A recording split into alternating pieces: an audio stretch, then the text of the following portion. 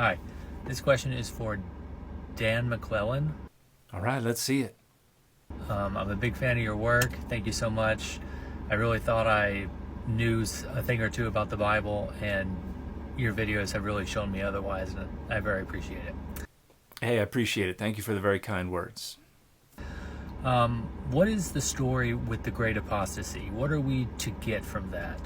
If prophets did not actually make prophecies for way down the road, and it was more for in the time that the prophet was living and maybe like a few years ahead or whatever, what are we to understand of the great apostasy where they talk about the great falling away of the truth? They'll search from the east until the west and they won't be able to find it.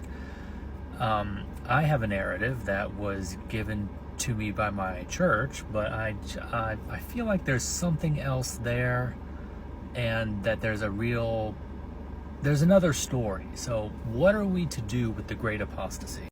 Hey, thank you for a great question. There are a handful of passages that contribute to this notion that there was going to be a rebellion or a falling away or an apostasy that would precede Jesus' second coming. And you see it primarily in like 2 Thessalonians 2:3, but also in 1 Timothy 4 and in 2 Timothy 3, and perhaps even in Matthew 20.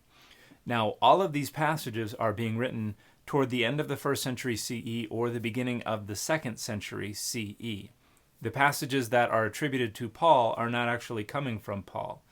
1st and 2nd Timothy were written decades after Paul's death, and 2nd Thessalonians was probably also pseudepigraphic, not actually written by Paul, but written by somebody pretending to be Paul after his death. And the point of these passages is probably to account for the fact that Jesus hadn't come back yet, that they were expecting him to come back within that first generation after Jesus' death, and that didn't happen.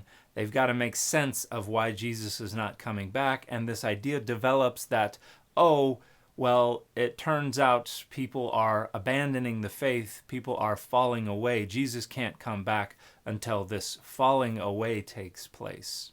And so it's a way to explain the delayed parousia, the delayed second coming of Jesus. And then that later gets picked up by groups that want to challenge the priesthood authority of the Catholic Church, particularly the LDS Church. The Mormon Church structures its own power and authority by suggesting that the priesthood power was taken from the earth shortly after Jesus's death and resurrection, and the LDS Church is there to restore it. And some Protestants also will appeal to this to challenge the authority of the Catholic Church. So there are a variety of ways that the story can get picked up by contemporary religious communities, but when these texts were originally written, the idea was probably to make sense of the fact that Jesus had not yet come back. And that's probably the rationale behind passages like 2 Thessalonians 2:3 and 1 Timothy 4 and 2 Timothy 3 and so on. And the fit for this video has been Spider Punk.